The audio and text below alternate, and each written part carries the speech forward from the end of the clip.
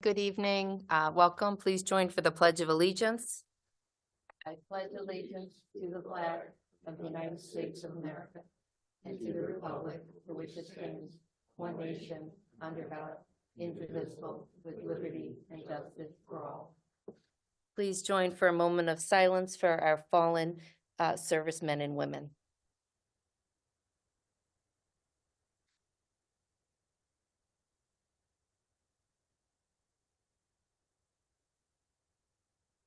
Thank you.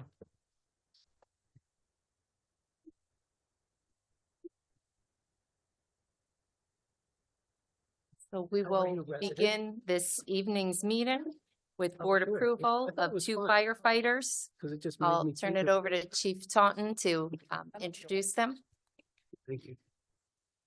Good evening, Mayor. I am happy to introduce our two newest members to the Garden City Fire Department. First is going to be Rick Ma. Rick Ma and his family are new residents of Garden City. Rick and his wife Doris are raising 3 young children and run an international logistics company. They moved from Floral Park, where Rick was a previous volunteer firefighter for 8 years. He wants to continue his volunteerism, serving and protecting the residents of Garden City. Second, I have Michael Nimchek. He is a driven college student dedicated to pursuing a career in dentistry. He is a sophomore at Adelphi University, majoring in biology. Michael is eager to extend his commitment to the community service by volunteering for the fire department, and he hopes through this experience that he will not only contribute to the safety of the community, but also develop valuable teamwork and skills that will complement his future career in dentistry. So thank you. Thank you. On behalf of the village, I want to thank you both for your service. There's no volunteer service in the village more impactful than what you are doing. So on behalf of all of us, thank you.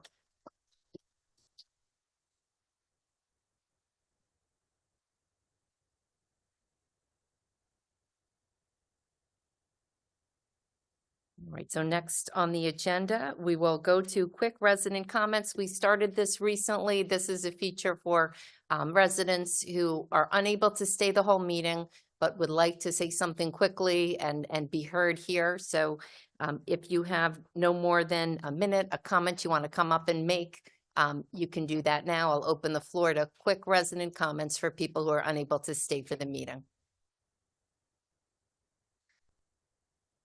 All right, so this evening we don't have any quick resident comments, and we'll move on now to reports from the department heads, and we'll begin with Mr. Baroni. Good evening, Mayor, Board of Trustees. DPW will be covering 9 items on the agenda this evening. I'd like to direct your attention on the Public Works. Item number 18. This is a request to approve 2 proposals submitted by H2M for a total amount of $84,400. These increases are for the AOP projects at wells 7, 8, and 12. The projects have had several change orders that require additional oversight, review, inspection, and meetings to coordinate the changes. Item number 19 is a request to approve a change order G1 in the amount of $127,179.65 for the AOP project at well 9. This change order is necessary in order for the village to meet additional requirements and to qualify for the bill grant. Item number 20 is a request to approve change order P1 in the amount of $103,453.15 for the AOP project at well 9. This change order was required because the design plans had different size and locations for water valves that were scheduled to be replaced. Additionally, a specialized line stop procedure was needed to get a shutdown so that the work can be completed. Item number 21 is a request to approve the proposal submitted by Lizardo's Engineering in the amount of $98,000 to provide engineering services to finish the design and specifications for bidding the renovation of Firehouse 2. Item number 22 is a request to engage DMB at a cost of $130,000 to provide engineering services for design plans and specifications for bidding and constructing a new sewer lift station at the Cedar Valley plant. The existing facility is beyond its useful life and showing signs of structural deficiencies. Sewage from the entire eastern section of the village flows through this lift station prior to being discharged into the county collection system. Item 23 is a request to create a new capital project and to transfer $75,500 in order to construct a new segmental retaining wall in the New Hyde Park Business District at the intersection of Classdale Road and New Hyde Park Road. The Parks Department has removed all vegetation from the location, and the existing railroad tie wall is damaged beyond repair. This project will be an improvement for the area and will include additional streetlights, concrete repairs, and the replacement of ADA ramps for compliance reasons. It will also include new plantings to be provided by the Parks Department. Item 24 is a request to accept the maintenance bond in the amount of $351,440.16 for Baker Construction for the completion of the Second Street manhole renovation project. The maintenance bond guarantees the work for 18 months from the acceptance of this bond. The bond has been reviewed and approved by Village Council.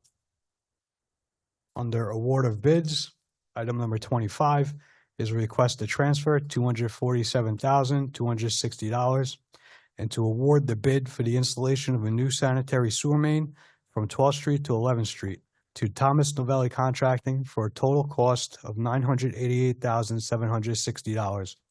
The installation of the new sewer main is required in order to accept the additional flow from the change of uses in the Sears and Lord and Taylor buildings.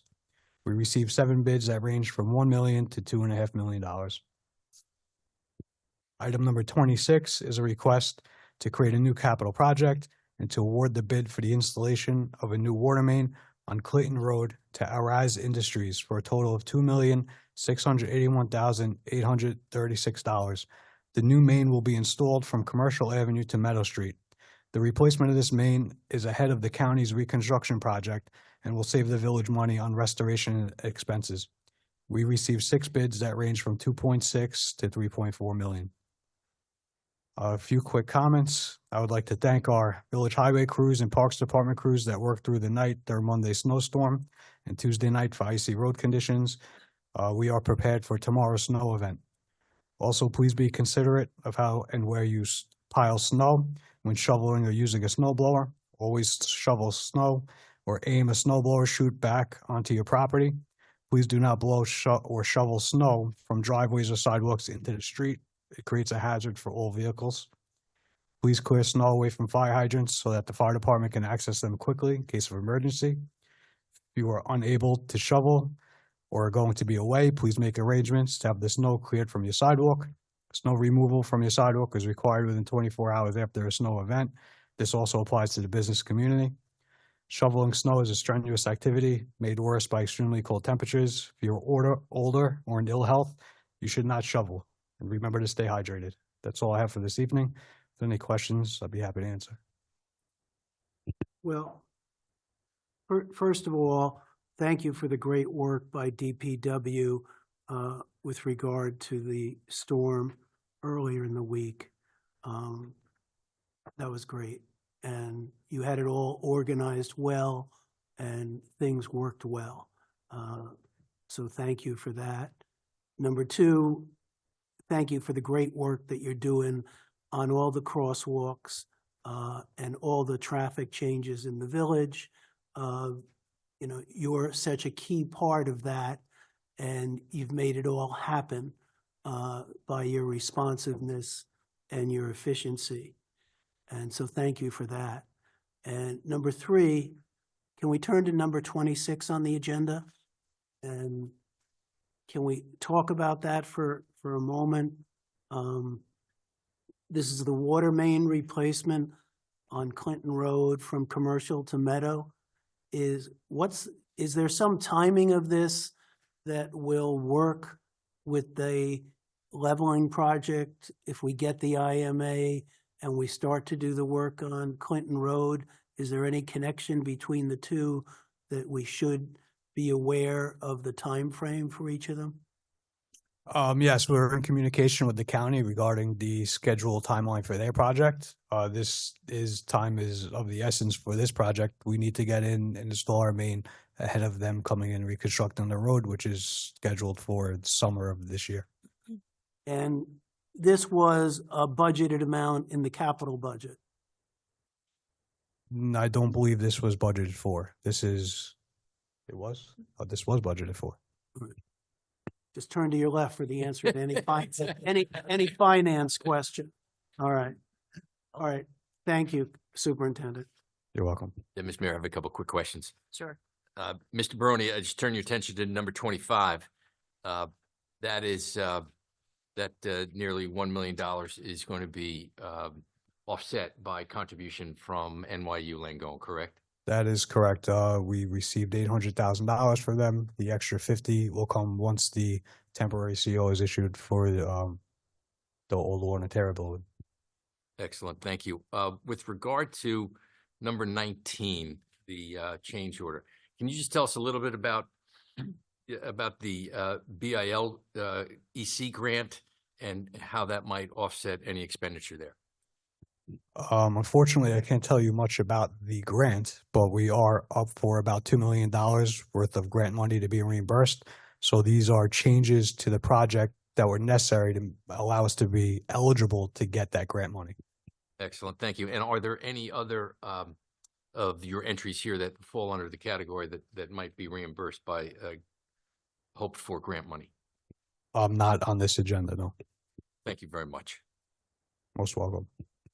Mr. Barone, with regard to snow removal on 7th Street, since I get up very early, the question is, what is the time sequence when the businesses on 7th Street are required to clean the sidewalk in front of their establishment? And the next minor question is, where are they supposed to put the snow? The second question is a great one that I will have to look into and get back to As you. opposed to the first one.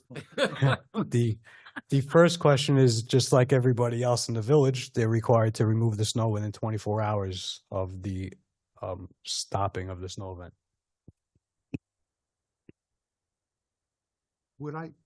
Okay. It would make more sense if that law changes that it has to be within a period of time when they open their business, which I happen to know in the city of New York, it's a much tighter time cycle. Sure, we can definitely look into that with Mr. Fishberg. Thank you. Thank you, Mr. Barone. Ms. Wu, and I will be recusing myself on number 6, so if you can hold comment on that till I step out briefly, because it's a workers' compensation connection. Okay. All right. Good evening, everyone. Item number 1 on the consent calendar is a request to transfer funds in the amount of $157,000 that was requested in the water fund. This is needed to perform water quality testing for the remainder of the fiscal year. Item number 2 is the request to set the dates for the public work sessions for the budget. And those will be in March. We have kicked off the 24-25 budget with the department heads. They have submitted preliminary 5-year capital plans, which we are in the process of reviewing, and they're currently working on their operating budgets. Item number 3 is a request to appropriate $1,111.07 from the reserve for compensated absences to pay the unused accrued time for an employee in the recreation department who has left village service. Item number 4 is a request to set the time for the grievance day hearing, which will be held on February 20th from 5:30 p.m. to 9:30 p.m. Item number 5 is a request to set the date for the sale of the outstanding village tax liens on March 15th. Once again, this year, the village intends to purchase all outstanding tax liens. This is a practice that we have followed since COVID and will continue to follow. The tax arrears certification, which was provided tonight to the board, states the amount of outstanding taxes as of today. The amount is $868,718.34, which represents 222 properties. However, we still continue to collect taxes up until the sale date of March 15th, so this number will be significantly lower. I'll skip item 6. Item number 7 is a request to write off a total amount of $2,003.50 which represents 42 outstanding tax liens. These tax liens range in dates from 1956 to 1987, and there is no supporting documentation for these tax liens. They've been recorded in our general ledger system, and we currently or recently went through an upgrade of our tax billing and assessment software, and we're trying to clean up those accounts. And so we've had a conversation with Village Council, and he says we can write these off. These have been deemed uncollectible. We have no documentation to support this number. And I also would like to give the board, item number 8. I have one more item. Item number 8 is a request to approve the attendance of Adam Lipke, our village auditor, at the New York Government Finance Officers Association Conference, which will be held in Albany from April 17th through the 19th at a cost of approximately $1,000, which we have budgeted in our finance department travel and training account. I'd also like to give the board a brief update on our village finances through the second quarter of this fiscal year, which goes through November 30th, 2023. So if you open up the treasurer's report. So for the first 2 quarters of the fiscal year, overall revenues received are in line with budget and prior year. The building department revenues are lower year over year as a result of the large projects that are ongoing. The building department received those fees in the prior year. However, we have in this year received 1.4 million of unbudgeted revenues. 814,000 of that came from the Community Benefit Fund to help offset the cost of the Marylawn Avenue Station renovation. We received $120,000 from the LIRR who contributed towards the depreciation of our roads. We received a PSE&G rebate in the amount of $127,000, and this was due to the Village Hall HVAC improvement project. And we also received grants from New York State and FEMA in the amount of $355,000 this year related to the St. Paul's roof repair project. Under expenditures, for the second quarter, again, we are in line with budget and prior year.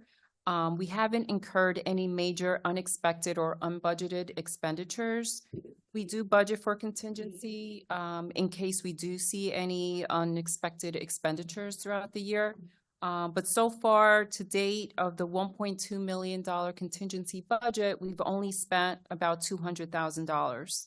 And over half of that was related to various studies that were done. For example, the Creighton Manning traffic calming study, the groundwater monitoring program, and the limited sewer study on Franklin and 11th Street.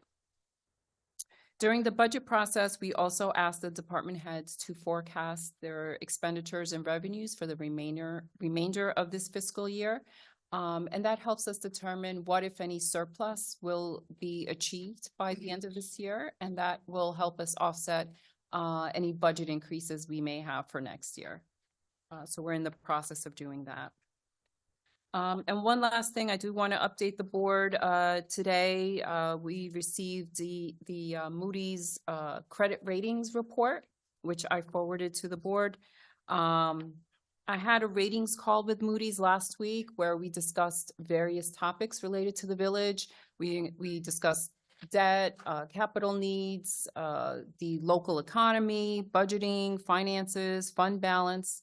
And once again, they have assigned a triple A rating with a stable outlook to the village. They state in their report that the village's financial position is healthy with ample reserves and liquidity. The stable outlook reflects the expectation that the village's conservative fiscal management will maintain a healthy financial position and continue to manage a high leverage position. They also rate the village on ESG scores. Those are environmental, social, and governance scores. Environmental, all municipalities in Nassau County receive a moderately negative outlook as a result of higher exposure to storms and water issues. But under the social and governance scores, the village scored highly positive. They state that the government operations are managed by certified and experienced professionals who are responsible for implementing policy objectives. So overall, it's a very positive report. We'll be placing that on the village website for residents to view as well. We typically obtain a rating before we issue debt. We will be selling 14.8 million in bonds related to various projects that we've incurred, which include the Village Hall HVAC, repointing of Village Hall, the Fire Station 2 renovations, water mains, as well as road paving. And then we will also be reissuing 43.5 million in bans for the water well treatment programs, projects. We've received 8.1 million in grants from New York State to date, and we expect to receive another 17.6 million in this upcoming fiscal year. So we'll be issuing long-term bonds, hopefully in 2025 for the net amount.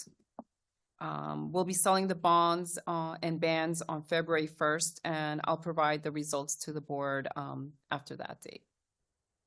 Thank you. Okay. Thanks for all your Questions? work. Great news on the rating from Moody's. Yes, thank you. Questions? Just a quick question. Ms. Wu, who's handling the bond sales?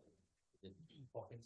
So Hawkins, Delafield, and Wood is our bond counsel, and they certainly assist with that, as well as our fiscal advisor, CMA, Capital Markets Advisors. And the 17 million that you spoke about, are those potential grants? Oh, no. So for the water well treatment projects, the village was approved for a total of 25 million in grant funding. So we received 8.1 million of that. So the remainder, we're just waiting to get the signed contracts and then submit all the expenditures, the contracts, the paperwork, the invoices, and the canceled checks, so we can receive reimbursement for that. When we receive those funds, do you retire bonds? What do you do with the funds? So right now we are issuing bans, which are bond anticipation notes. They're short term. They're 1 year in nature. Once we receive the full amount of the grants, we will be issuing the long-term bonds for the net amount of the cost of the projects. The cost of the water well treatment projects is upwards of $52 million. But net of the grant money, as well as some of the settlement money that we're anticipating and to be receiving as well, we'll be issuing bonds for the net amount, for the smaller amount. Thank you. And I just had one final question with regard to the monies that we received from the MTA and the other, looks like about $1.5 million. Does that just go into the general fund? Yes, that's correct. Okay. Yes. Thank you. You're welcome. So this is great on the credit rating, so thanks for all your work. Thank you. You gonna step out, Mayor? Oh, that's right. Actually, I'm going to wait till after and then you'll vote at the same, unless you want me to step out now and then vote on it. I'll just step out once and do the vote and everything. So we'll wait. Okay. All right. Thank you, Ms. Wu. Mr. Giovanelli. Good evening, Mayor, members of the board. Building Department has one item on the agenda this evening, item 17, which is the reimbursement for the water main replacement on Stewart Avenue for the 555 building that went there.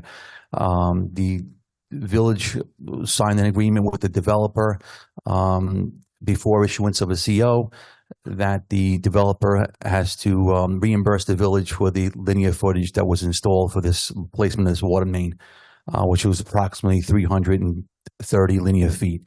So the board authorization is requested for approval for the agreement between the developer and the village that the sum of $251,000 is a fair and adequate reimbursement for the village for the cost associated with the water main replacement, and constitutes development that the total monetary obligations in respect to the water main replacement.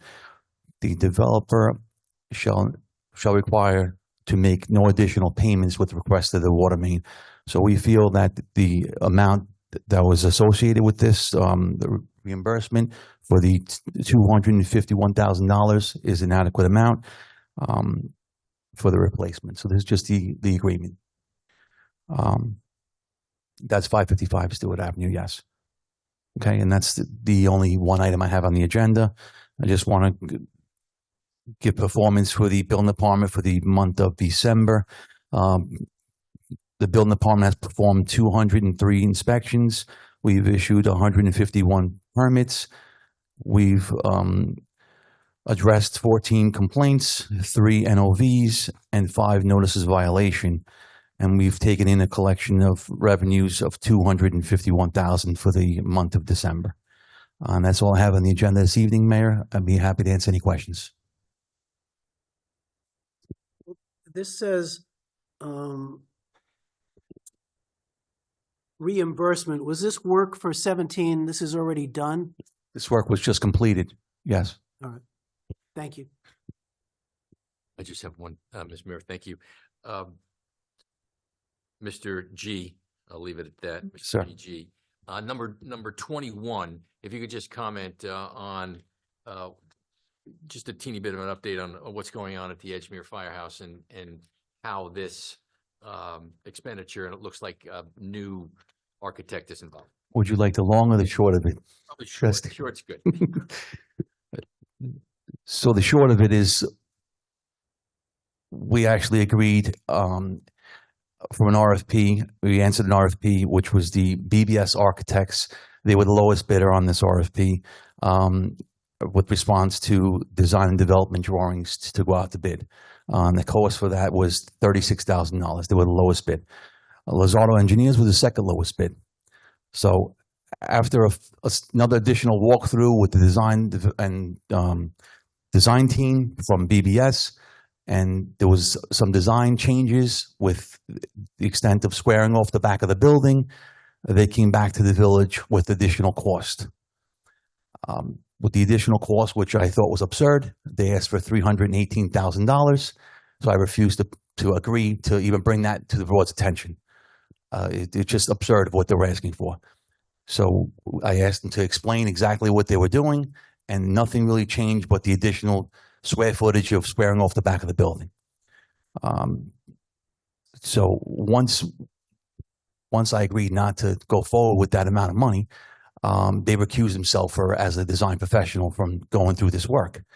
And I told them that you have to basically submit something to me that you're going to withdraw yourself, so we can either re-RFP this out or go into the second lowest bidder.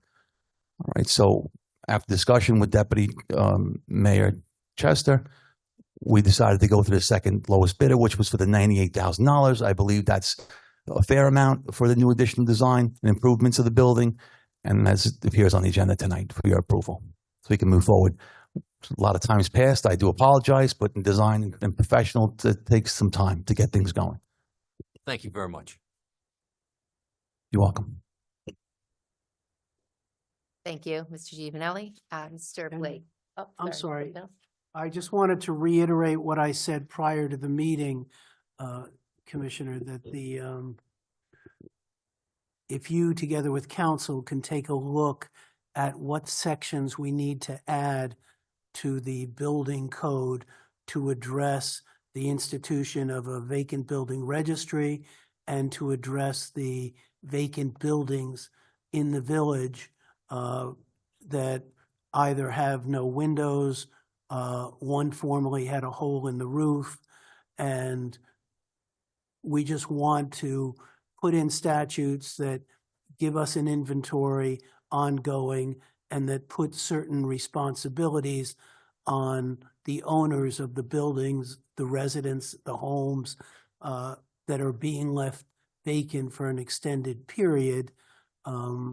This is something that I think will help a lot of the neighborhoods that consider this a significant problem on their streets.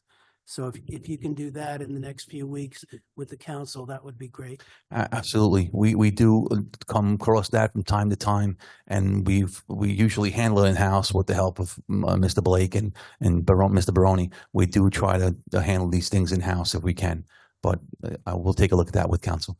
Thank you. Thank you, trustee Kelly, for bringing that up. It has been an ongoing complaint we've had, and if it's your block, there may not be a lot of homes, but it's something, I think it's important that we look to get something on the books to help so we can address the complaints, and I appreciate trustee Kelly spearheading that. So, thank you. All right, Sure. Mr. Blake. Thank you, Mayor.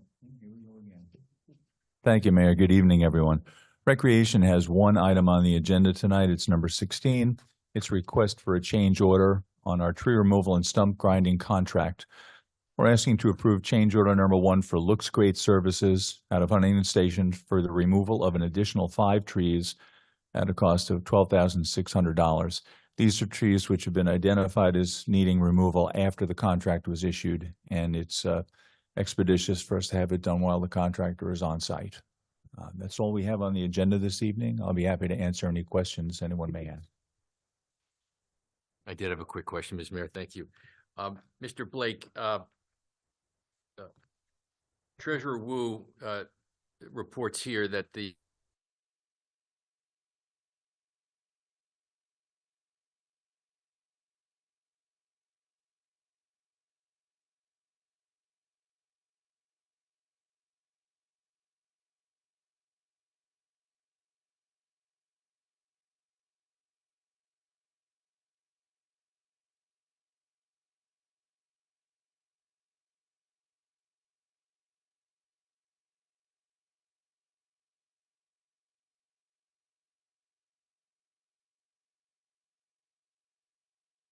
is over by the Country Life Press train station, the work at the library, the work at the toll lodge, and as we just heard, the vacant houses and the tall grass complaints.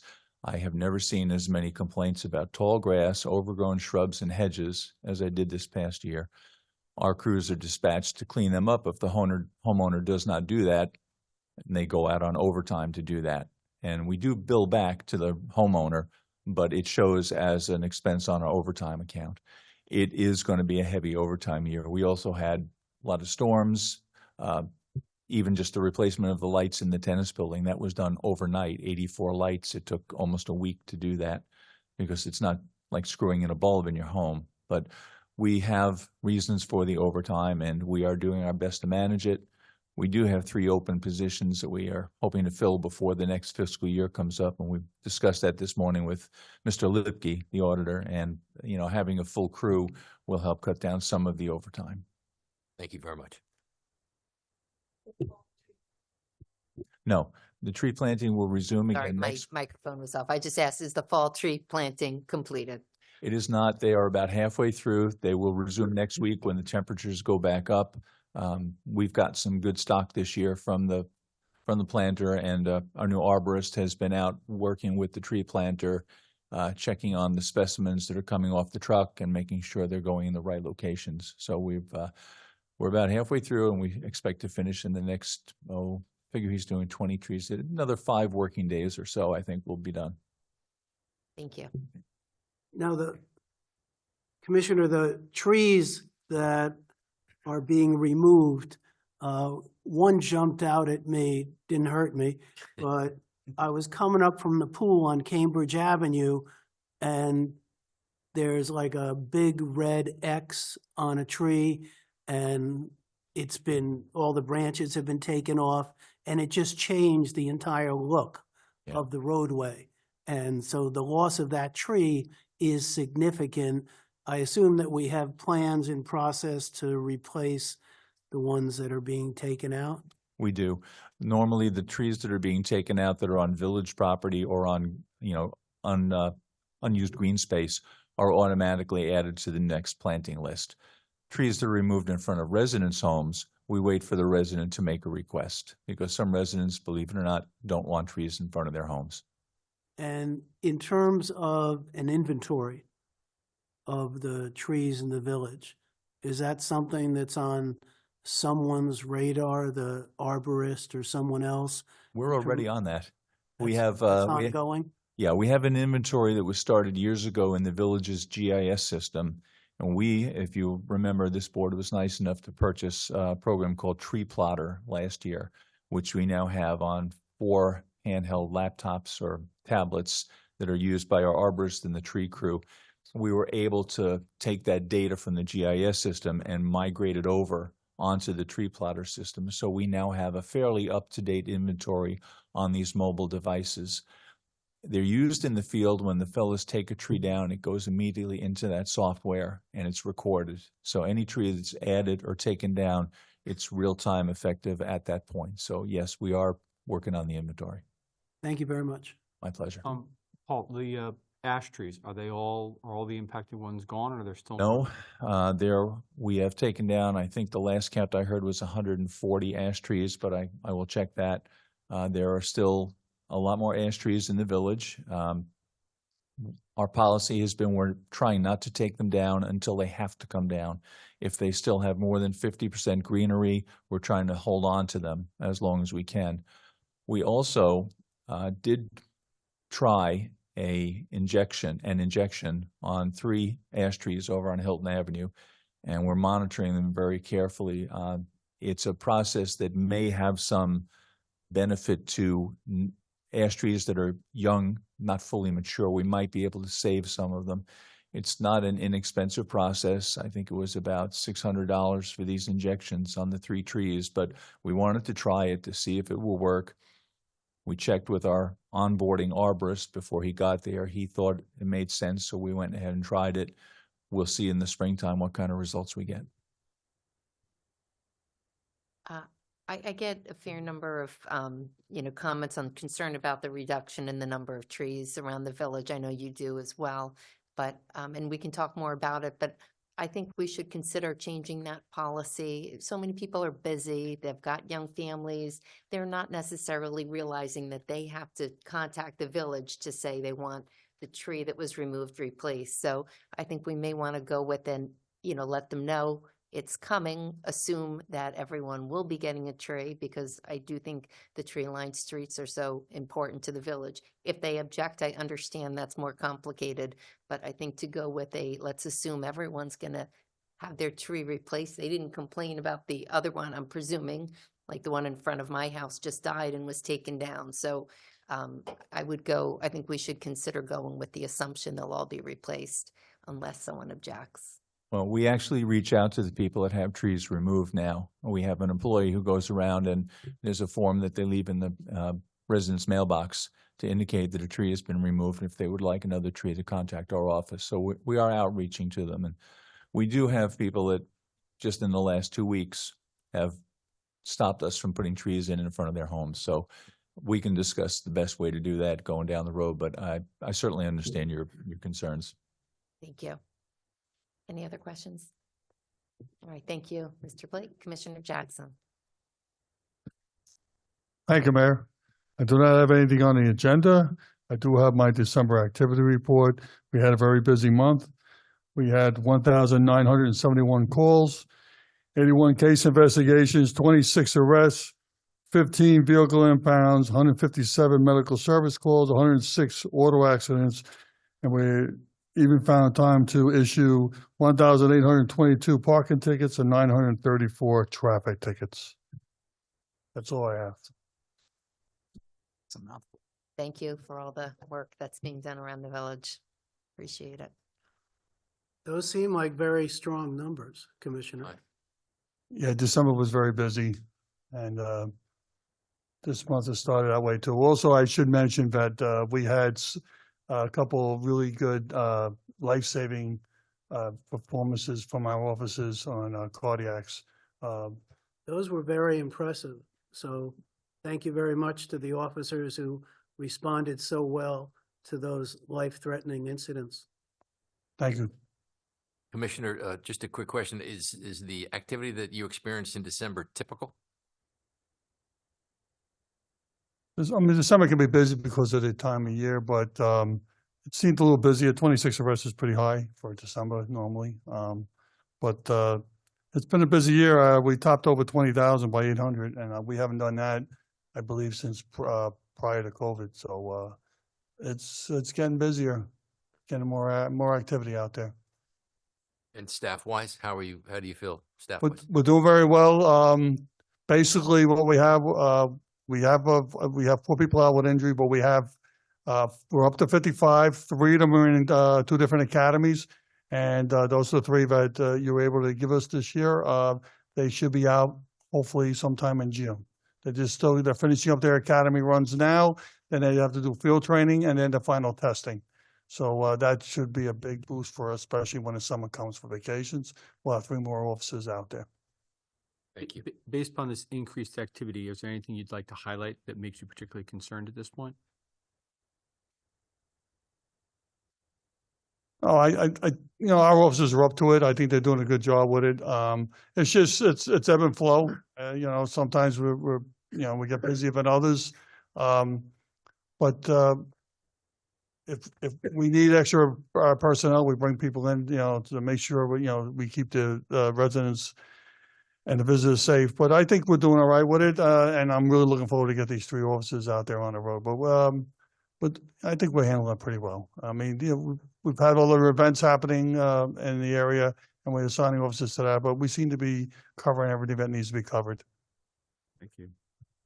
All right, thank you, Commissioner. Thank you. Chief? All right. Good evening, Board of Trustees and village residents. The fire department does not have anything on the formal agenda this evening. We did want to review for the 2023 year. The fire department did respond to 1,143 fire calls. 1,041 of those were our signal 8 alarms, lesser alarms, automatic alarms, 55 general alarms, 3 of those being structure fires, 12 extrication calls, and 35 requests for mutual aid. So very busy year for the fire department, but very productive year. And Trustee Finneran, I'm happy to report on December 24th, we had no chimney-related incidents.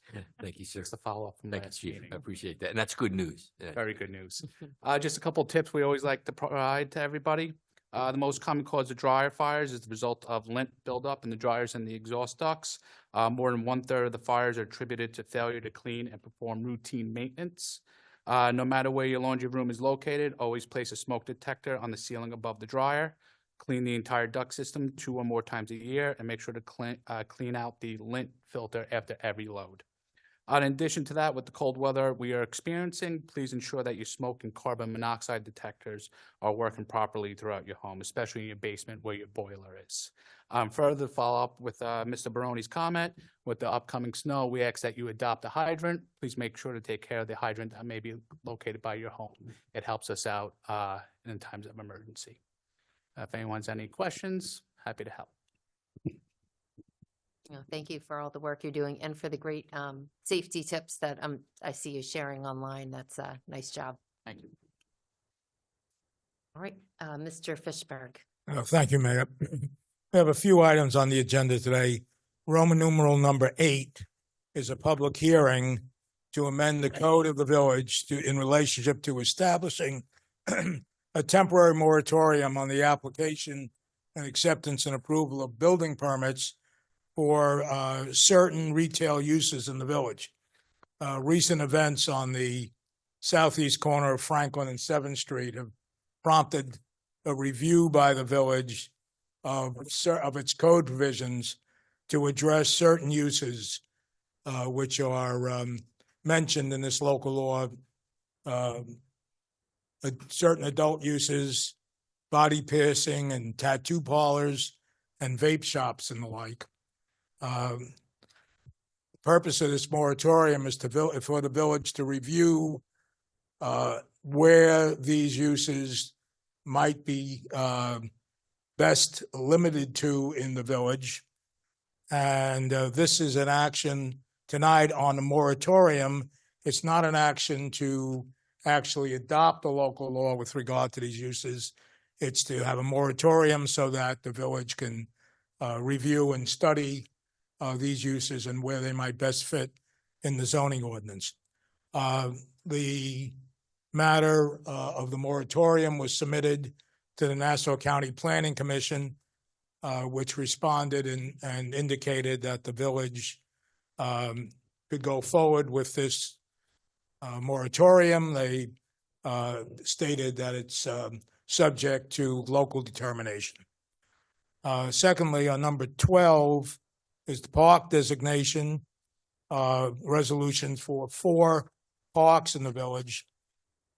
We have been studying at the request of the mayor and board, several of the parks in the village to ensure that they're fully protected as parks to be used as parks forever. These 4 have been, we've been able to put together resolutions for these 4. There are about another 9 parks that we're still looking at that have certain issues in terms of multiple deeds that have to be, we have to ensure that we have the entire park property covered in a resolution. And lastly, there is a number 12, let's see, I'm sorry.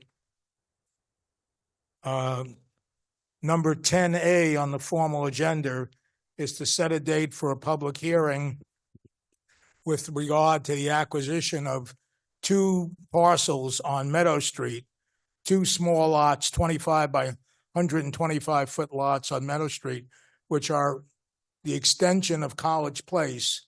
Nobody knows who owns these. Well, nobody really knows who owns these properties. The county has it mapped as College Place. Those properties are going to be acquired by the village through condemnation so that the village can undertake a drainage improvement project on Meadow Street to prevent some of the flooding on Meadow Street during some heavy rains. So that hearing will be set for February 8th. That's it. Thank you, Mr. Fishberg. Any questions? All right, thank you. Mr. Swazi. Good evening, Mayor, trustees, residents. Mayor, I have 2 items on the agenda. One is under village administration, and the other one is on the human resources. Ms. Rosenblatt couldn't be here this evening, so I will cover that one as well. The first one is the computer room renovation. We want to rescind the award to H2M that was made back in January of 2022 and to engage in Telesec Security Systems. Basically, the computer room we now have in the basement, which used to be on the first floor, is in a room which has multiple water pipes running overhead. We have had leaks in the area, and there's a room down the hall which has no such problems. So we put out an RFP with the help of Total Technology Solutions, now SourcePass, and H2M won the lowest bid for $41,000. After they got started, we started, Ryan, myself, and Intelitech and H2M started discussing the room, and we decided we were on the wrong path, over-designed it, and Intelitech came up with a much simpler proposal. So I talked to H2M. They're happy to step away. It really wasn't in their wheelhouse anyway. And so I want to rescind the award to H2M and engage Intelitech for $4,500, which is a tenth of the original fee. We did spend $9,000 with H2M, but the total $13,000 is still well under the budget for design. The entire budget is about $280. So that's number 13. Number 15, human resources, is professional services, medical services.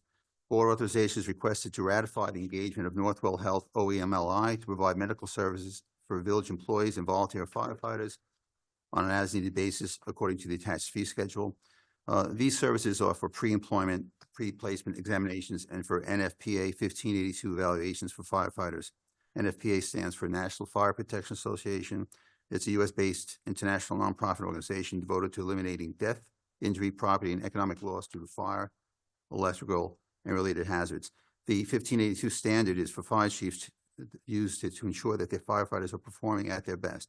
It contains a concise list of requirements for medical testing and physical examinations that should be done when firefighters join the department and each year thereafter. Any questions? I'm happy to answer them. Thank you, Mr. Swazi. You're welcome. All right, so I had some comments I wanted to share. The Mayor's Advisory Committee on St. Paul's has been working at a fast pace and will be providing regular updates at the Board of Trustee meetings and on the St. Paul's page of the village website. A highlight this week is the interview with the renowned artisan that removed the historic stained glass windows from the St. Paul's Chapel. All residents can watch this interview on the website. It will be different this time, and our talented volunteer residents on the committee will bring this experience below and guiding principles that I believe are critical to success. There's a commitment to keep residents of our village and the Board of Trustees informed as we move forward towards a decision on St. Paul's. An ability to be open-minded in finding a solution for our village and working collaboratively and bringing to the committee different perspectives. A deep understanding of our community and the strongly held and diverse views of residents on the future of the St. Paul's main building. Experience overseeing data-driven projects and an understanding that data is essential to finding a project with the community support needed to be executed. A recognition that a project of this magnitude must be driven by uses, and experience communicating successfully on complex and polarizing issues. The stained glass windows have been successfully removed for preservation and future restoration. I'm happy to report they are now in the facility in Indiana, and there's insurance on the windows.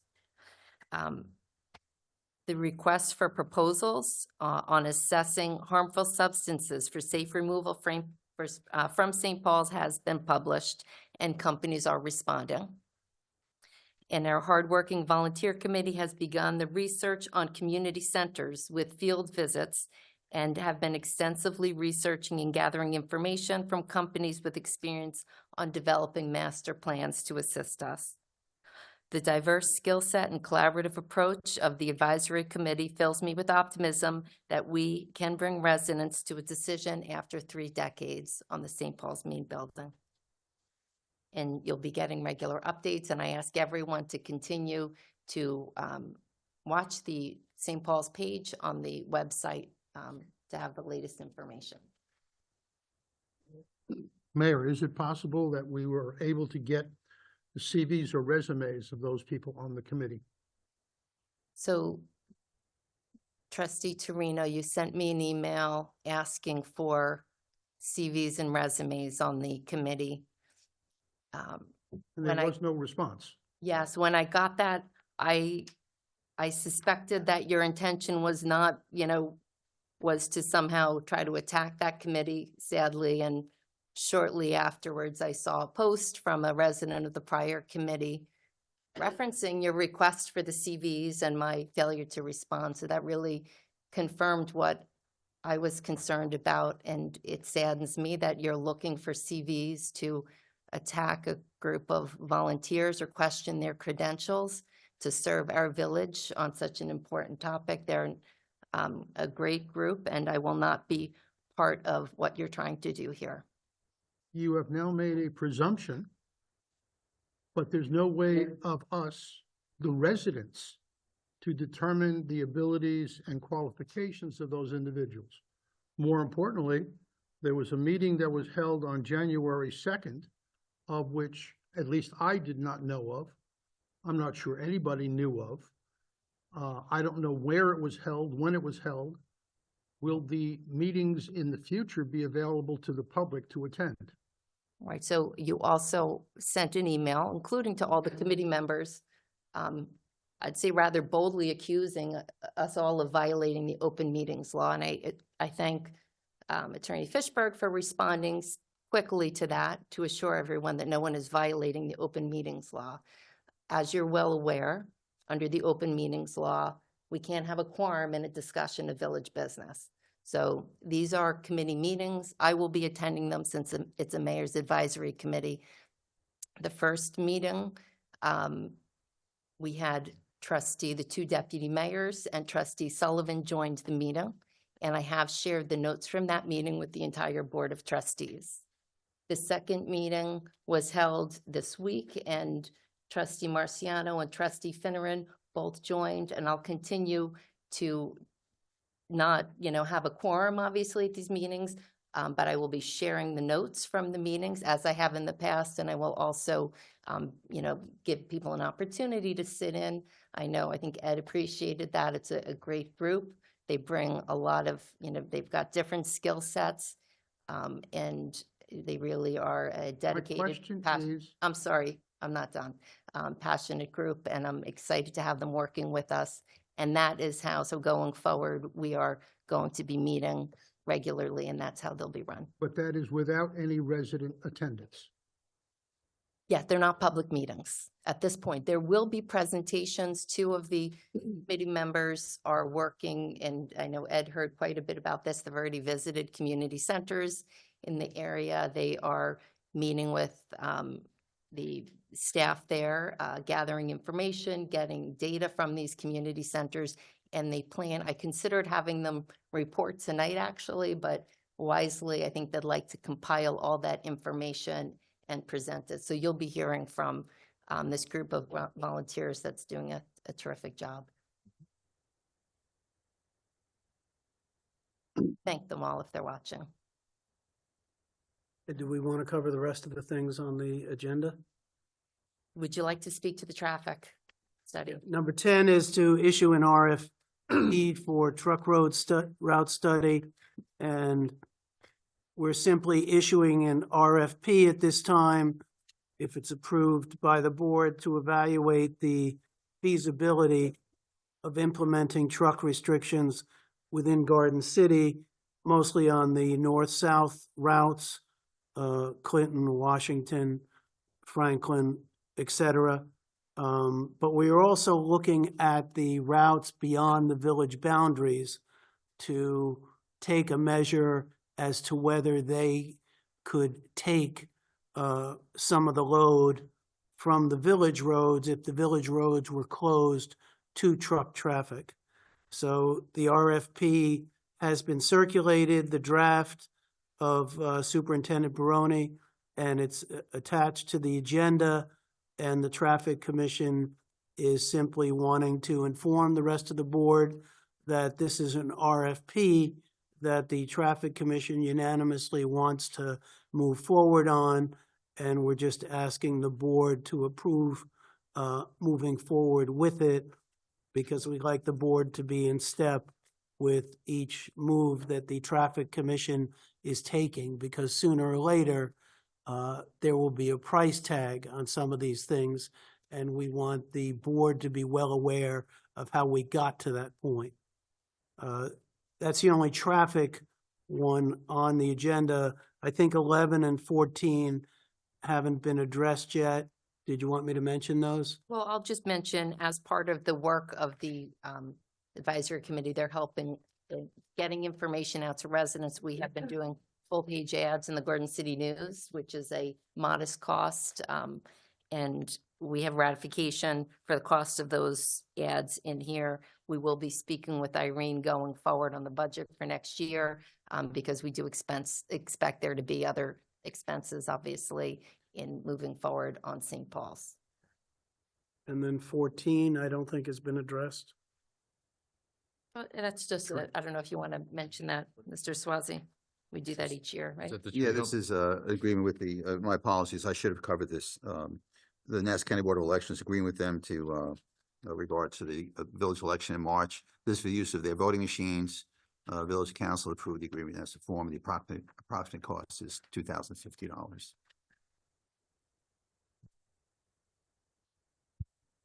Any other trustee comments or announcements before we go to citizen comments on agenda items? I just had a quick thought, Ms. Mayor. Something you might consider based on Mr. Torino's request, which seems to be, I don't know if it's onerous, but if I take a step back and think about serving on the prior administration's St. Paul's Committee, I think that there was a summary of the qualifications, and there were 36 people, so it was quite a large crew. And I seem to remember that there was a paragraph on my experience.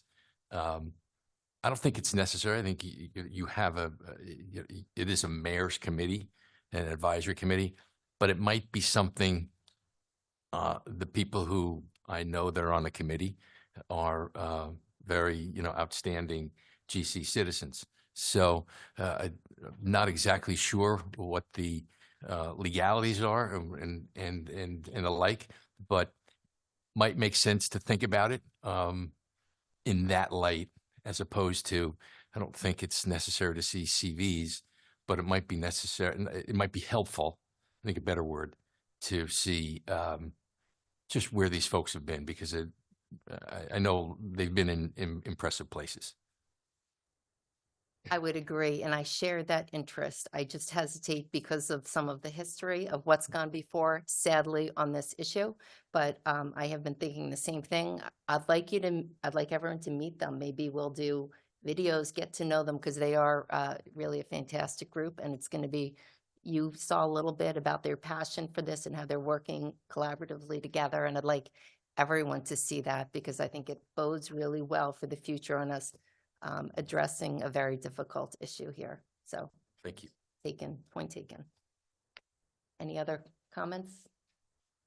Well, I think trustee Finneran is right. There were little blurbs put out. Mine wasn't as flattering as I thought it should be, but that's not that relevant. There wasn't enough paper, trustee. There was not enough paper. Apparently not. They used it all up on you, trustee. Well, that was the picture. Thank you very much. I do expect that this group will be engaging with residents, and you'll get to know them, and I look forward to that. So, all right. Any comments from anyone in the room on agenda items? Yes.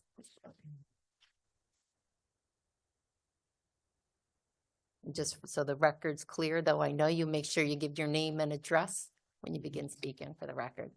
Hi, I'm Richard Williams, 411 Stewart Avenue, Garden City. Just before beginning, I want to thank the mayor and trustee Finneran for attending the Town of Hempstead meeting this morning, and their comments were very much appreciated by the people that say no to the casino. The continued village commitment to opposing that monster that they're looking to create is very important to our efforts, and your participation was very much appreciated and noted. So thank you. I just come to speak in support of the moratorium that's proposed, the council proposed. I think it's an excellent idea. I think it's a great first step towards the village controlling issues that affect our appearance, our way of life. I think the moratorium addresses specific types of businesses, but I think there's other things that following that and or part of that study that would be important to include. I won't address them now, but I very much applaud that moratorium, because we do not want to be in a reactive state any longer to things that go on. So I thank the board for those kinds of efforts, and it's very much noted by me, because I see good things happening when things like that are done. So thank council, thank the board. Thank you. Thank you. Thank you, and thank you for your efforts and the efforts of all the residents who are out there today advocating on the casino issue on behalf of the village. Anyone else in the room? Yes. Good evening, Mayor and trustees. Ray Meyer, 85 Amherst Street. Just got back from the hearing, Town of Hempstead hearing. So mighty Monica Kiley was staring down all the Teamsters and everything. I think we still need more people to come out. So I'll try to endeavor to bring more people. On the St. Paul's process, is there a timeline? Is there going to be communicated, here's what the approach is, here's the opportunity for citizen comments or ideas or expertise to be contributed? I think I was invited by the previous committee to pitch. When that was disbanded, I approached the Recreation Committee. They received some material and listened to my pitch. I was wondering if there's going to be a similar opportunity moving forward. There'll be opportunities, and it's really important that people like you stay tuned, let us know, and keep other people engaged. We do have just a little update. Bill Cavan is beginning some outreach similar to, you'll be hearing from him on the committee together. And a lot of people are saying, well, we already gave our feedback. We're gonna need it again. We never got any details on that prior feedback. So we will be doing outreach. We also are planning this time to hire a company, and that's what we're researching, a company that develops master plans. And they will be doing focus groups. They'll be doing polling, and we'll have a timeline once we have a company on board. So there will be, before that, before the company, there will be outreach being done. You're welcome to reach out to me or Okay, thank you. As far as what was your other part of the question? I guess, will there be an opportunity for, citizens to make requests or comments? I think you've answered that. That's hugely important, and what the difference in the approach is got to be driven. I feel strongly it's got to be driven by what that input is, and so I'm looking forward to hearing it whenever it should. One more follow-up question on your comment about the transition. Is it accurate to say that the current Garden City never received the output of the former committee's work product?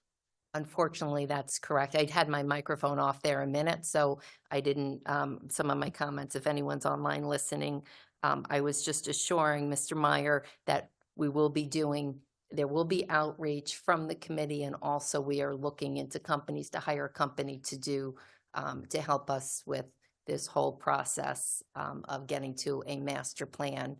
And all we've gotten that we asked for it is basically what's on, was presented like a laundry list of items. We never got any data. I don't know if there's really data, but that's something we'll be looking for this time around. All right, thank you. Mary, I was on that St. Paul's committee, and a lot of data was gathered by the usage committee, and it was put and presented in the different presentations that were given in June, October, and in January, and I believe in March. So I don't think it's fully accurate to say that no data was given on the research that was done by a lot of the members of the committee. Well, I think we've had this discussion. I actually asked you if you would do outreach. I've also had 2 of our committee members do outreach to get the specific numbers. When I say data, we do know historically a lot of different things were requested. We don't know how many people are looking for a pool, or how many people, we don't have any numbers on any of those requests. That you reach out, and Kathy Wasaki and a bunch of the people have that information. Well, Said that you felt that a lot of it was 30 years old.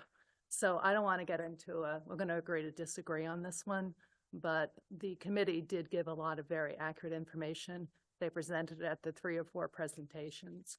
I think if you look at the reports that were given, or if you sit down with some of them, and I've suggested that you sit down with some of them to ask them the questions, and they have the data. okay, well, we don't need to have a debate. We have asked repeatedly, multiple times at public meetings, and through this outreach with the committee. And I asked you and Ed both to get information. Similarly, we asked for the details on their financial, plans, their conservancy. We have asked, and we don't want to sit down meeting for a verbal. We need the documents to move forward in a professional manner.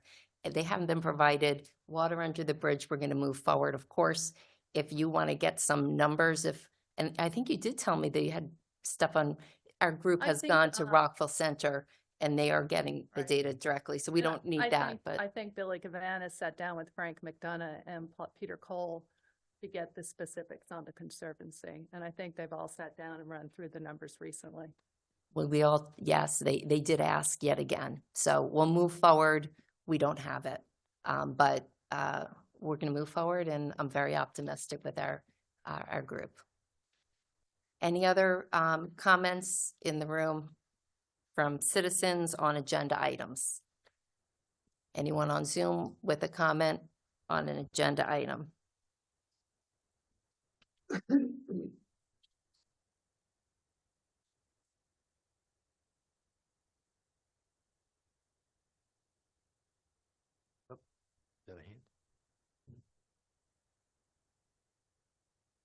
All right, so there's no one on Zoom with a comment.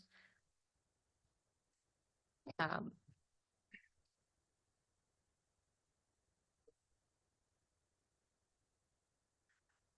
Yeah, I did have a question that we have to adjourn this meeting and then hold the hearing, on the moratorium. We're gonna get that timing wise. We have to do that now? No, that's part of Counselor? that's part of the meeting. All right, so Next on the agenda. we'll Oh, go no, I ahead. understand, but we should do that, correct? We're going to do that. Oh, okay, good. Yep. Do we want to vote on the consent calendar? Mayor, now? there was item 6, you had a Right. question about item 6. Yep, so we're gonna vote on it with that. Without Okay, six, so does yeah. someone want to make a motion to approve to remove 6 from, I'll make a motion to Let's remove number 6 from the Yeah, I consent second the calendar. motion. Okay, so all in favor of removing that? Everybody's in Okay. favor of. So that's removing it. removed. Do we have a motion to approve the consent calendar without number 6? So moved. Second, Favor? Aye. All right, I'm going to just step out of the room for a moment. Deputy Mayor Marciano can address number 6.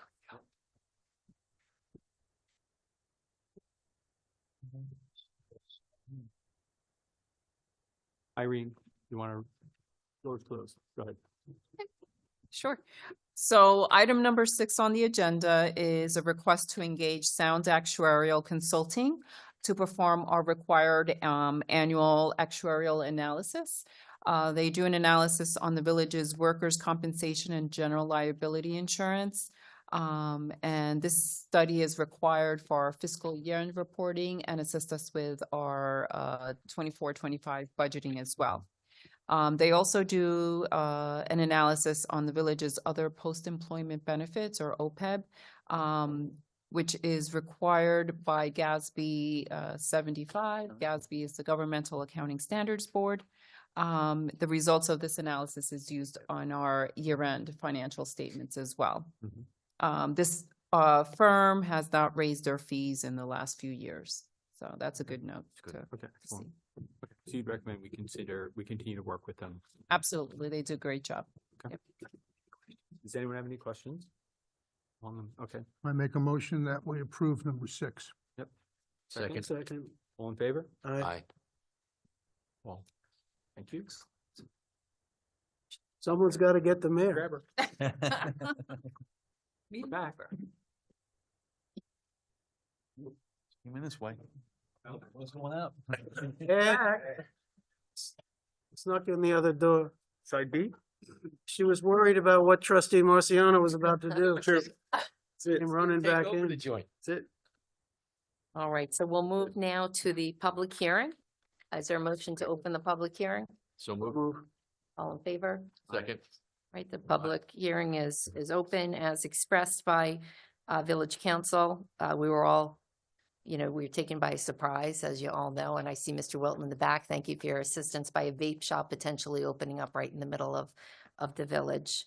And that has prompted us to go forward with a moratorium so we can study the issue of similar businesses and what restrictions we should have in place. So is there I'll open the public hearing if anyone here wants to make any comment on the moratorium that we haven't yet heard. Any comments online?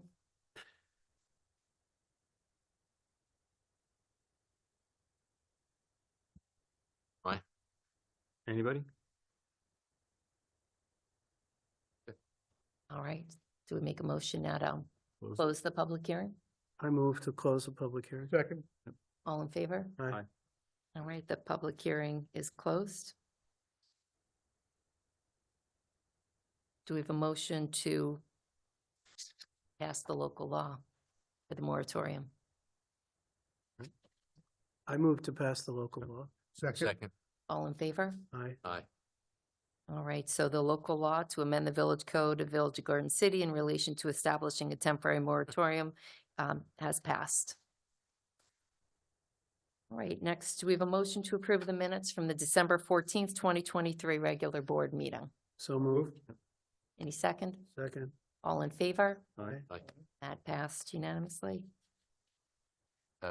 Mr. Mayor, if you can excuse me just 1 second, I think that Mr. Fishberg and his compatriots and partners and associates deserve some thanks for putting the local law together and to suggesting it's the importance of that interim step as we look to include other matters related to this in the village code. So thanks very much. Yes, thank you, Mr. Fishberg. And thank you for all the trustees for being united on this important issue.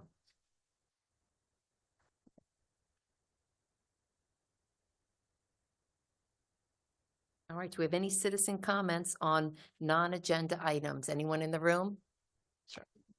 Do we want to set the date for the public hearing? Oh, Number one on the formal agenda? just one moment before we go, let me quickly set the date. Do we have a motion to set the date for a public hearing regarding the acquisition by eminent domain of the 2 lots on Meadow Street for drainage improvement project on February 8th at 7:30 PM? I move. Second? Second. All in favor? Aye. Okay, and that passes unanimously. The date is set for the public hearing. I'm sorry, Mrs. Egan, rejoin. Hi, my name's Eileen Bolesky. I live at 74 Huntington Road. The reason I'm here tonight is to find out my rights as a homeowner and quality of life in Garden City. The reason I'm here, I had a neighbor that moved in about 4 years ago and put a basketball hoop in the backyard about 10 feet away from my window and doors.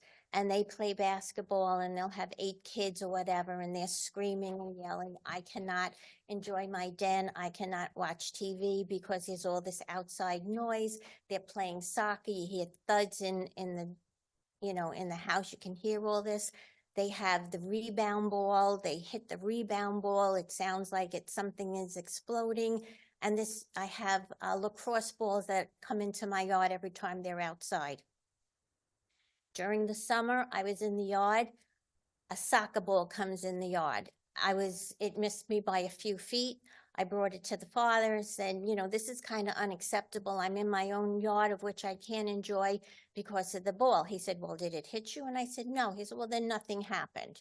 I did call the police on this matter to come, but I feel that I cannot enjoy my home. I cannot enjoy my backyard. I haven't had company this summer because I never know what's going to go on in that yard with the screaming, the balls. So what are my rights as a homeowner? Do I have to live like this?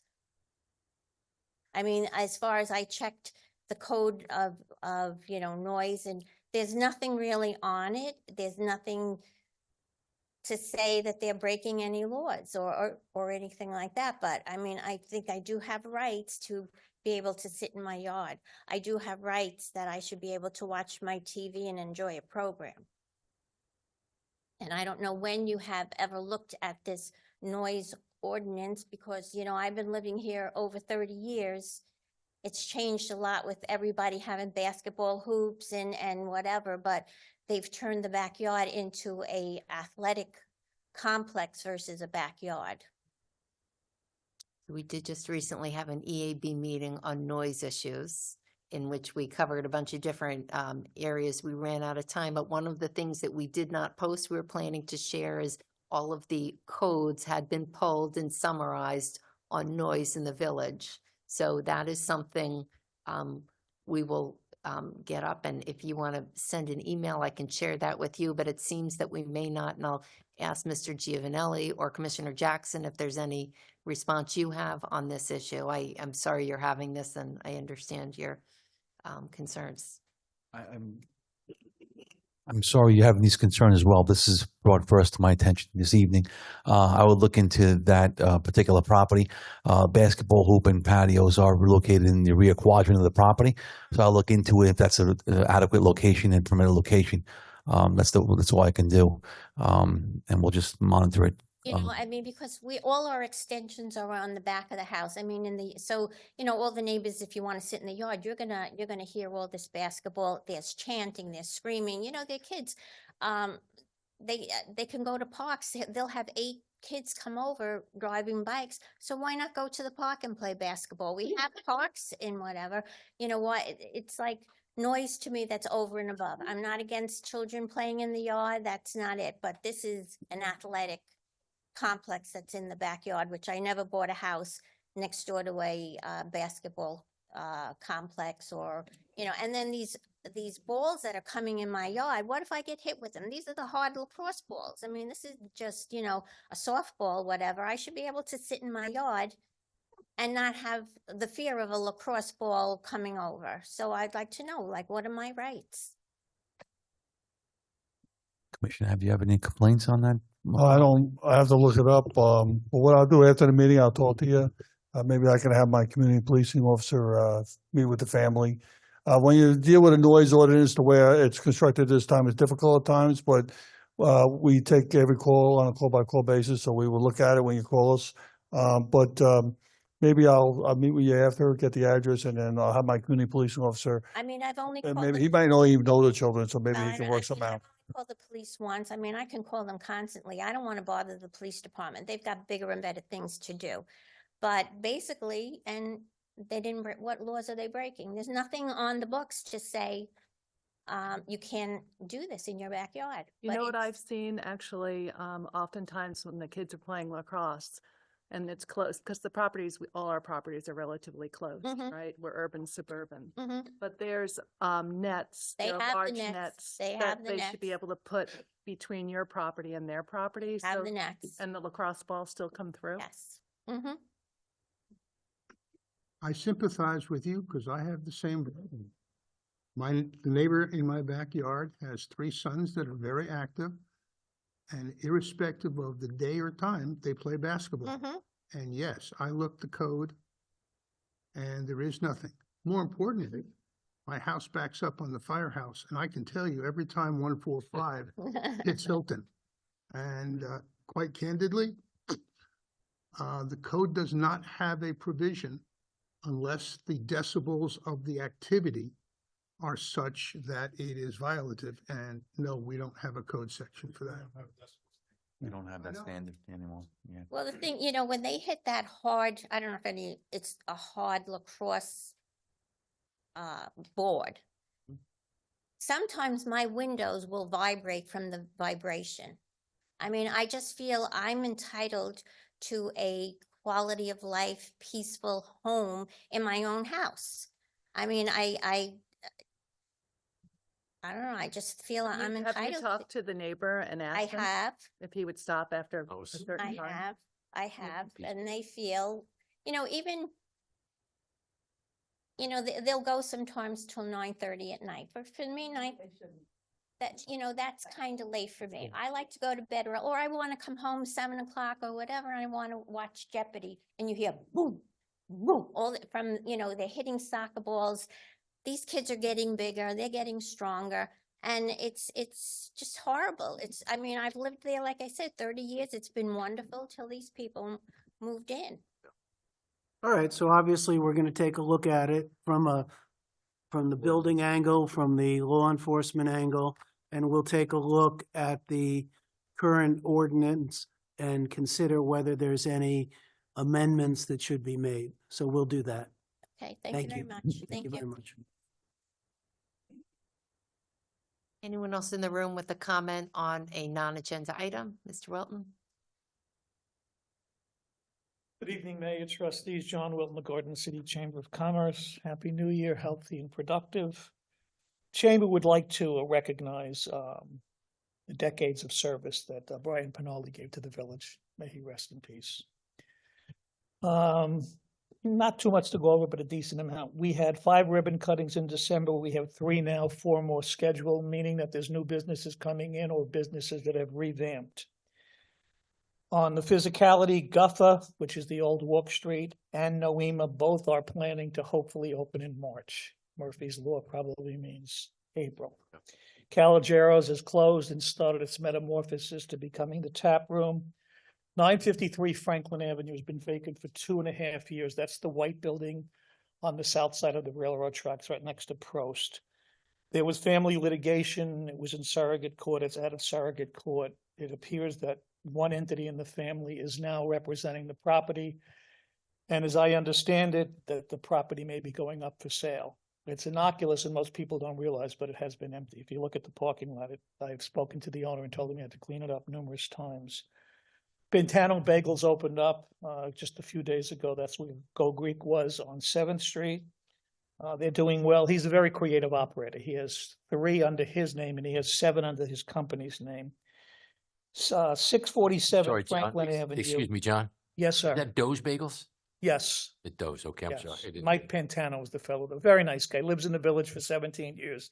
Nice guy, good operator. And he's looking to hit home runs, okay.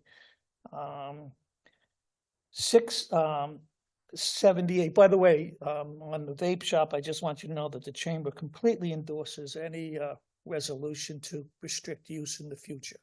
It was certainly an interesting experience. Thank you.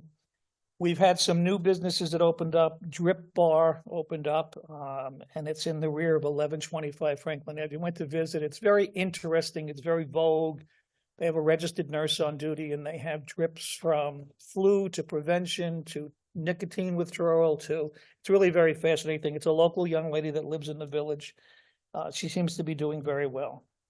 The SD, the medical spa I mentioned last time, is now open. We'll be doing a ribbon cutting there shortly. East Rockaway Coffee is still having their issues with the fire marshal, as we know. Fire marshal is just sticking to the code. The fire marshal that was replaced seemed to have a little more latitude than the current fire marshal that's here. And really what he's doing is sticking to the code. It's affecting Noema. Noema, I was on the phone with them 2 days ago.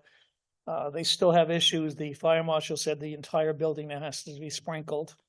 I think they've worked out an agreement. We'll put a firebox in and they will have 3 years to sprinkle the rest of the building, but they have to sprinkle downstairs before the restaurant can get its C of O, as I understand it. Jay McLaughlin and Chico's are moving along. They should open up somewhat shortly. Jay McLaughlin, they said, I spoke to the contractor today. He said, John, he said, from my perspective, I'll be done in a month and a half, 2 months. He said, it depends on how long it's going to take him to make it nice inside. Tony Taco and Ivorone still, I guess, if I'm correct, Giuseppe, haven't submitted to the building department yet. So I guess that'll be delayed. And that prediction I made about it being a year is probably going to become very true. I stopped into NYU Langone, the new building, to introduce us in the village and the chamber and whatever the case may be. I have not yet made contact with the mover and shaker in that location, but I will. We have, as a chamber, in December, received 267 email inquiries, you name it, from Adelphi off-house campus to dwellings to why can't I get a discount at the French bakery, and how come the French workshop costs so much, and why is the coffee bitter at Starbucks? And we had 207 phone calls. A lot of those phone calls, by the way, probably about 70 of them were just for the Christmas tree lighting, because they just wanted to know why we weren't having it in the rain. The Nassau Council of Chambers there's 45 chambers in the Nassau Council of Chambers.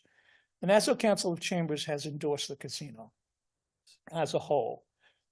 They're aware of our village sentiment, but they have been doing a pretty much full course press to get the chambers involved.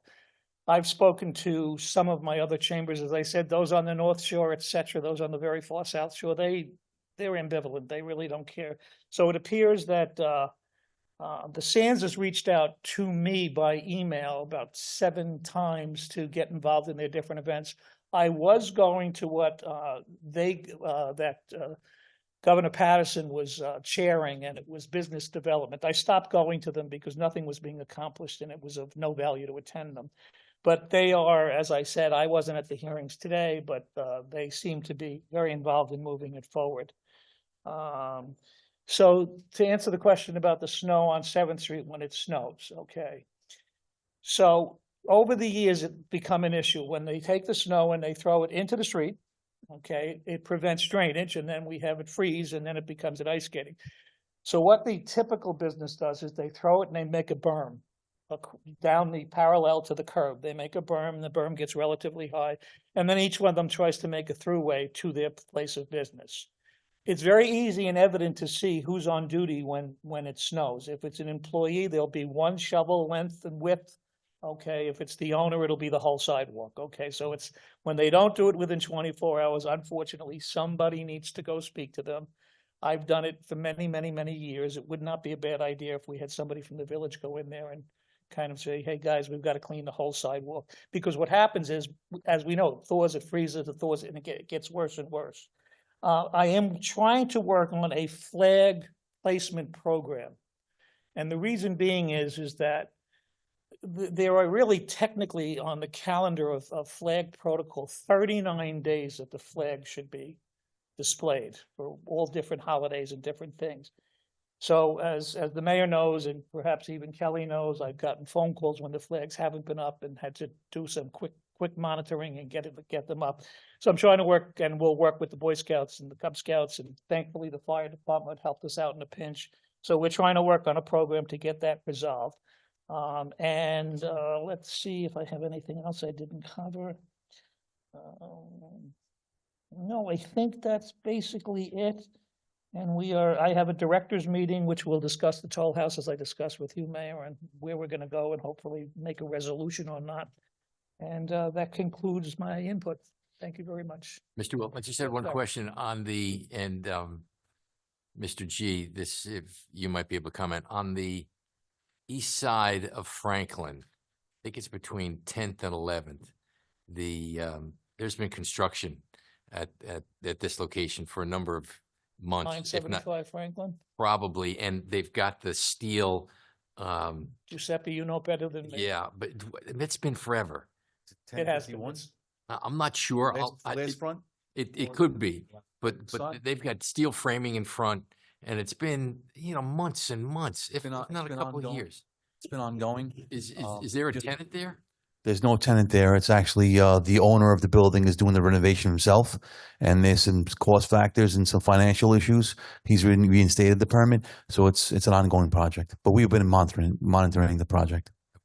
And you have Village Pediatrics, which is right next to Sushia, so you understand it geographically. Unfortunately, it's been vacant for many, many years. And I actually spoke with the tenant next door who had a conversation with the landlord. He has nobody on the hook, and he doesn't know what he's going to do with the property. And he has a unique personality when it comes with his plans for that building. So it's been vacant, I think, now for 4 years. And perhaps maybe Yeah, no, it's been forever. And then one final question. I'm sorry to go on here. Do you keep track of buildings that are vacant? I know that there's a handful definitely on Franklin, not on 7th. And But it's on the you have Barbasuli Furs that north end. Yeah. So some of them that appear to be vacant aren't. They have one or two tenants that are still holdouts that are still there. There are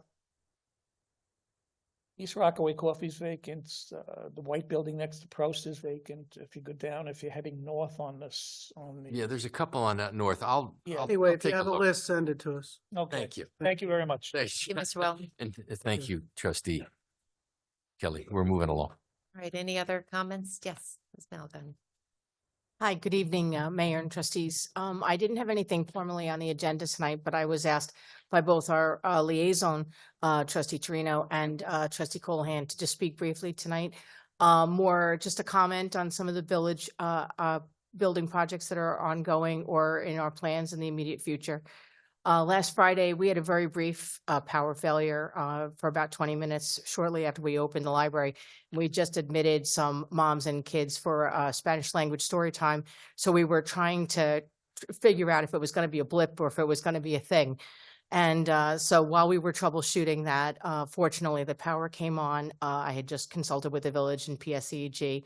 So it was only about 15 minutes. But in discussion with the trustees, they were asking me the status of the generator that we've talked about in the past. And I've consulted with John Baroni about this. We got an update today. That's an item that's in the 24-25 capital plan. And the village has actually already checked out in consultation with Giuseppe and Mr. Swazi as well, that there were two generators available through the water department, and we checked to see if they would be a good fit. One was too small, one's too big. So if we go forward next year after approval, we would be looking hopefully to get a new generator, which will help us out in little pinches like that under stormy days and other circumstances.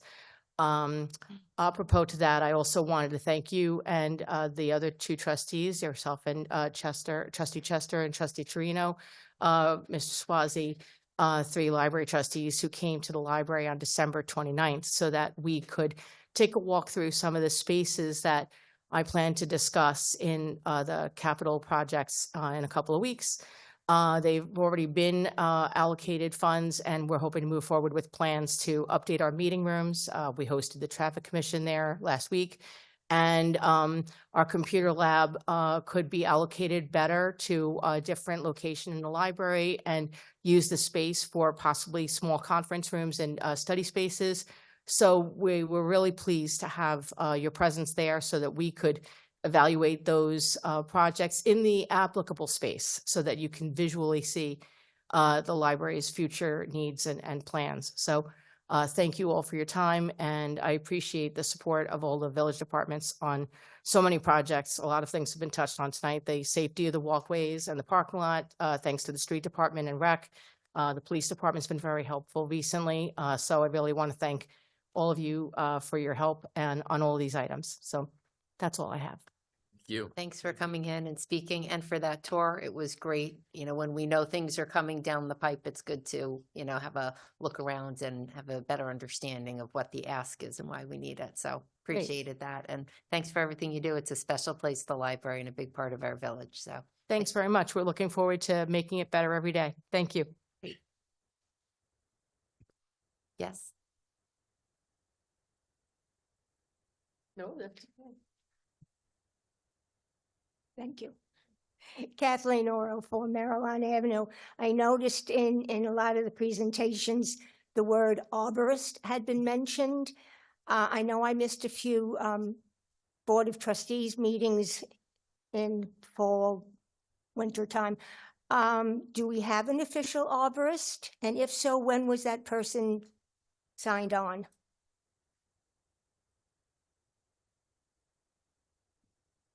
Yes, we do have an arborist. He is actually a horticulturalist, and his first day on the payroll was Monday, January 8th.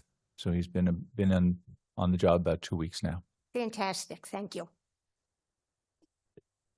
Thank you. Anyone else in the room with a comment on a non-agenda item? Anyone on Zoom with a comment on a non-agenda item? Do we have a motion to adjourn the meeting? So moved. Any second? All in favor? Aye. Most meetings adjourned. Good night, everyone. Thanks for coming.